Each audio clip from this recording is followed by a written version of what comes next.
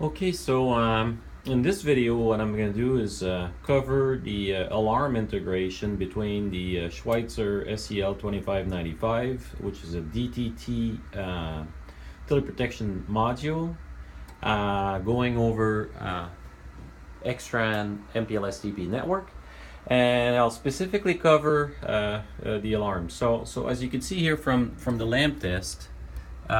There is, if the SEL box is an alarm, and it could be an alarm for many different reasons, but if it's an alarm, it actually light up this LED right there. But it also has a contact closure in the back, and that contact right now is wired up to this cable here, and goes to the NSM, to the digital input that actually on the XTran. So the first DTT module that acts as an input in this case here for the test purpose is connected to this first XTran node, and the second one goes over the second XTran node. So let's generate a few alarms. So right now, actually before I do that, let me show you that the network is in perfect health. If I go to the alarm tab, you see that I got an empty alarm table. So that's all good. We're running nice and smooth. So the first alarm I'm going to create is going to be an actual connection itself. So if the cable is C3794 between the SEL, that's showing here in orange right here, between the SEL and the XTran, actually it gets pinched or gets disconnected, or there's an issue with it, then of course it'll actually, so I just disconnected that, and as we can see, there is a on the output module on the top, there is an alarm, and you see the alarm down there is not quite the same color, and the reason for it is because this one is an alarm, and this one here declares that the foreign unit is an alarm. So what happens is, of course, what I get here is, even though the alarm is external to the XTran, we program the XTran to actually display this as a critical alarm. So if I go in the alarm table right here, what do I see? I see three alarms.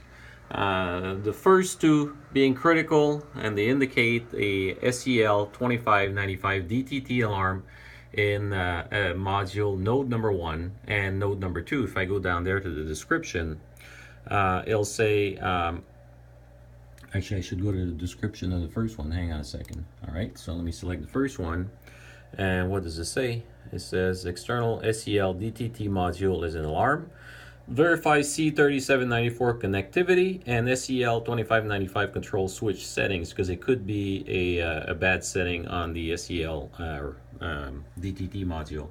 So the third alarm that I see there, so the first two alarms are external alarms of the Schweitzer boxes themselves. And the third alarm here indicates that we are not, we have a loss of signal, and that's because I disconnected the C3794. So let's clear these alarms. Let's reconnect the C3794, and the Schweitzer module here, right, already is cleared its alarms. And what I see here is that, you see, the two critical alarms have been cleared, and so is the minor alarm. And it's currently waiting for acknowledgement. So if I acknowledge these alarms, I'm all set, and those are logged in a log file, by the way. And if I go back to network, you see, I see that my network is back to the healthy state that it was in before.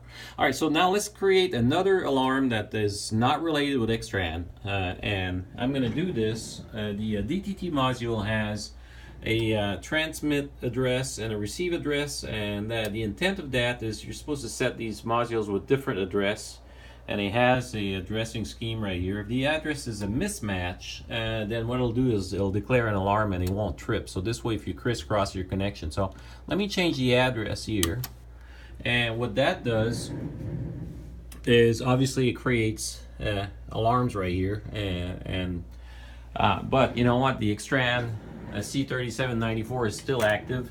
So what I see right there is obviously these two nodes, node 1 and 2, are in critical alarm. And if I go to the alarm table, I just see these Schweitzer critical alarms, and there is no alarm on the XTran itself. So this is pretty nice and useful because obviously DTT being such a critical application for us and for communication, so that if there is a problem anywhere in the communication path between the end device and the then we actually going to trigger the alarm. So let me remove this alarm by resetting the proper address.